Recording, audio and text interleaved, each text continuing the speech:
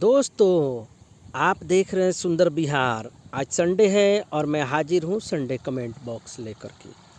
मछली के शिकार से जुड़ा हुआ कोई भी सवाल है जो सुंदर बिहार चैनल के ऊपर कमेंट में आता है, हम कोशिश करते हैं उसी दिन जवाब देने के लिए। दोस्तों, अगर कोई कमेंट छूट जाता है उसको हम अगले संडे को शामिल कर लेते हैं, तो प्लीज़ हमसे सवाल कीजिए, हम कोशिश करेंगे आपके सवालों का जवाब देने के लिए। दोस्तों, हम किसी का कमेंट नहीं छोड़ते हैं, हमेशा हर किसी के कमेंट का जवाब देते हैं। तो चलिए आइए देखते हैं आज का पहला कमेंट किनका है।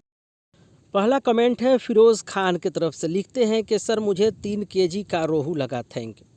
देखिए सर, अगर आपको शिकार मिलता है तो प्लीज़ इतना तो कर सकते हैं ना कि इस वीडियो को अपने दोस्तों को भी शेयर कर दीजिए, और हमारे जो भी व्यूअर हैं, अगर आपको शिकार मिलता है तो प्लीज़ कमेंट करके हमें ज़रूर बताइएगा, थैंक यू। अगला कमेंट है अनुराग वर्मा की तरफ से। लिखते हैं कि सौर फिश पकड़ने जाते हैं, स्मॉल फिश डिस्टर्ब करती है। सौर फिश कहने से इनका मतलब है स्नैक हेड के बारे में, जिसको बहुत से जगह गरई मछली बोला जाता है, या बहुत से जगह सौरा मछली या भोड़ा मछली बोला जाता है। हम उसको स्नैक हेड भी बोलते हैं। देखिए सर, जब भी आप शिकार करने जाएं तो आपको छोटी मछली परेशान नहीं करेगी। इसके लिए सबसे बेहतर चीज़ है कि आप छोटी मछली को ही चारा में लगा दें। जब आप छोटी मछली को चारा में लगाएंगे तो इससे तेज़ी से शिकार भी होगा और आपको मछली परेशान भी नहीं करेगी। लेकिन छोटी मछली में आप कौन सा मछली लगाएंगे ये जानना ज़रूरी है।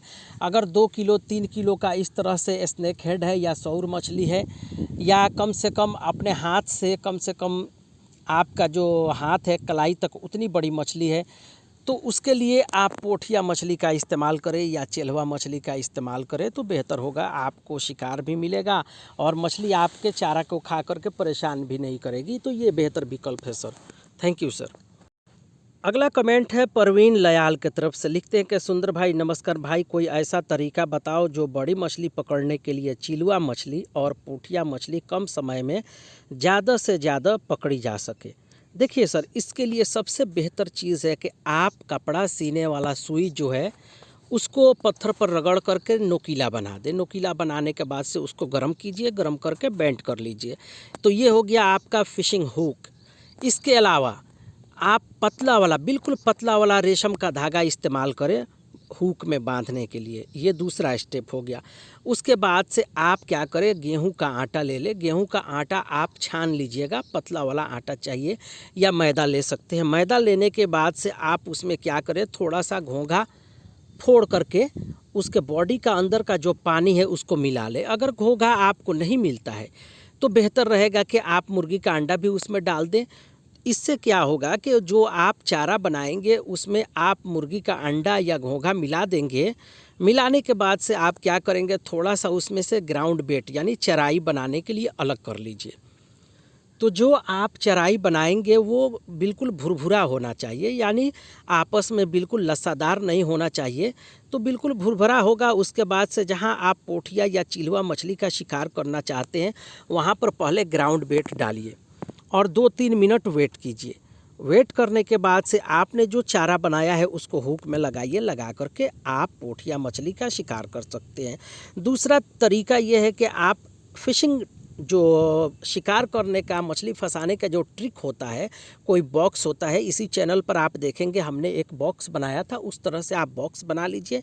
बना करके आप ग्राउंड बेट डालिए पहले, और बॉक्स के अंदर कुछ चारा डाल दीजिए, डाल करके रख दीजिए पानी के अंदर, और रस्सी बांध करके रखिएगा ताकि बाहर से आपको पानी में घुसना नहीं पड़े। जब भी आपको बॉक्स निकालना होगा रस्सी से खींच लीजिएगा बाहर। तो उससे क्या होगा कि बहुत सारा पोठिया मछली, चिलवा मछली उसके अंदर चली जाएगी, जिसको चिलवा मछली या चेल्हवा मछली बोलते हैं, उसके अंदर चली जाएगी। उसके बाद से आपको अपने ज़रूरत भर का मछली इस्तेमाल करेंगे।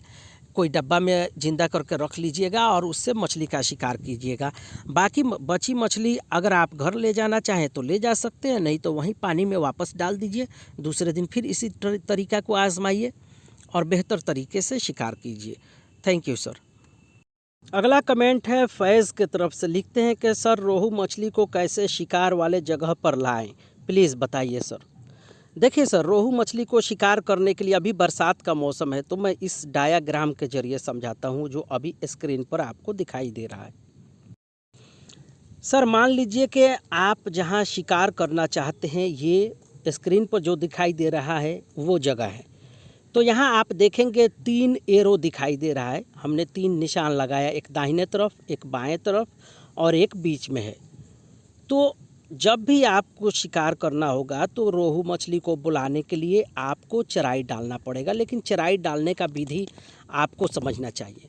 दोनों तरफ देखेंगे लाल कलर का जो एरो है, दोनों तरफ दाहिने और बाएं तरफ, उधर जो भी आप चराई डालेंगे तो आप चराई जो है भुरभुरा डालेंगे, यानी लड्डू के जैसा नहीं होना चाहिए, भुरभुरा होना चाहिए और कम होना चाहिए। दाहिने और बाएं दोनों साइड में जो लाल एरो दिखाई दे रहा है उधर कम डालेंगे, और जो बीच वाला सेंटर है वहाँ आप चारा डालेंगे लड्डू के जैसा। तो मान लीजिए कि अगर पानी ठहरा हुआ है तो 2-3 लड्डू डालेंगे, यानी लड्डू के जैसा बना करके चराई डालेंगे। लेकिन अगर पानी चल रहा है तो सिर्फ 1 लड्डू डालेंगे। एक चीज़ और, दाहिने तरफ और बाएं तरफ अगर पानी बह रहा है तो इस तरह से नहीं डालना है, ये ठहरा हुआ पानी है, उधर ये कामयाब होता है। अगर पानी चलता हुआ दिखाई दे रहा है, मान लीजिए आपके दाहिने तरफ से पानी चल रहा है, तो सिर्फ दाहिने तरफ आप चराई डालेंगे, वो भी भुरभुरा डालेंगे, लड्डू के जैसा नहीं डालेंगे। क्योंकि पानी बहते हुए चराई को धीरे धीरे दूसरे दिशा में लेके जाएगा तो उधर से मछली आएगी। तो ये ठहरा हुआ पानी के लिए ध्यान से देखिएगा। तो दोनों तरफ दाहिने और बाएं आप भुरभुरा किस्म का चराई डालेंगे और सेंटर में लड्डू के जैसा चराई डालेंगे। लेकिन इस चराई के अंदर आप कौन सा, मतलब इस शिकार के जगह पर आप कौन सा चराई डालेंगे जिससे रोहू मछली ज़्यादा अट्रैक्ट हो और आपके शिकार के जगह पे आए, ये बताना ज़रूरी है सर आप राइस पॉलिश पाउडर के बारे में जानते होंगे। जब चावल यानी धान जब कूटा जाता है, धान कूटने के समय जब चावल निकलता है तो उससे कुछ भूसी निकलता है, धान का भूसी नहीं, उसके अलावा चावल के जो ऊपर परत होता है, छिलका होता है, वो होता है राइस पॉलिश पाउडर। तो जब आप देखेंगे राइस जहाँ पर, मतलब जहाँ चावल कूटा जाता है, धान कूटा जाता है, वहाँ पर देखेंगे ये पाउडर निकलता है। तो इस पाउडर को लाने के बाद से इसमें थोड़ा सा गुड़ मिलाइए।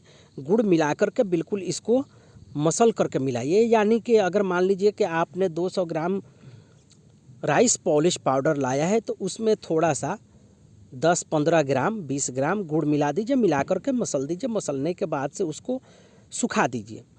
सूख जाने के बाद से ये 1-2 दिन तक आप प्लास्टिक में बंद करके रखेंगे तो इससे क्या होगा कि राइस पॉलिश पाउडर के अंदर पूरा असर इसका जाएगा।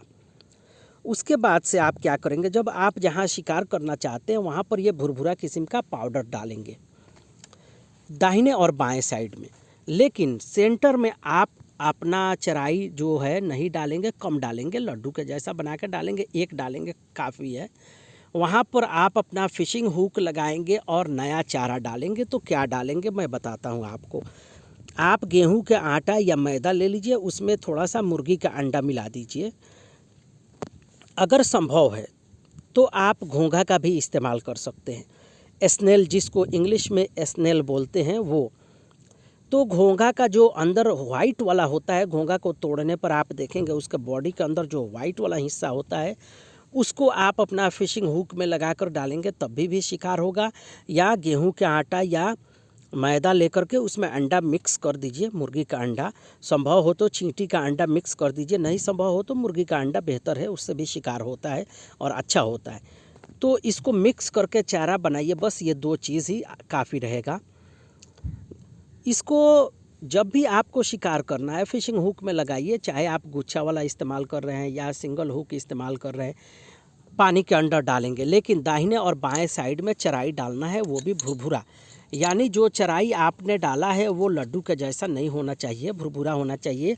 और वही चराई अगर चाहते हैं कि बीच में डालने के लिए तो आप लड्डू के जैसा बनाकर डाल सकते हैं, लेकिन कम डालिएगा, ताकि दाहिने और बाएं दोनों साइड से जब मछली आए चारा खाए तो वो आगे बढ़े, तो उसको नया चारा दिखाई दे और आपका हुक जो है वो पकड़े और शिकार में आ जाए। तो इस तरीक़ा से रोहू मछली को शिकार किया जाता है दोस्त। बहुत आसान है, थोड़ा सा मेहनत एक बार लगेगा, लेकिन एक बार आपने इससे शिकार कर लिया तो हमेशा आपको मतलब दिल करेगा कि हम इससे शिकार करें मछली का। तो दोस्तों ये बेहतरीन चीज़ है। इसको एक बार ज़रूर आजमाइए। आजमाने के बाद दोस्तों शिकार मिलता है तो प्लीज़ हमें कमेंट करके ज़रूर बताइएगा, भूलिएगा नहीं प्लीज़। और इस वीडियो को शेयर ज़रूर कीजिएगा। ओके दोस्तों, वीडियो काफ़ी लंबा हो रहा है। सुंदर बिहार देखने के लिए धन्यवाद, शुक्रिया, थैंक यू।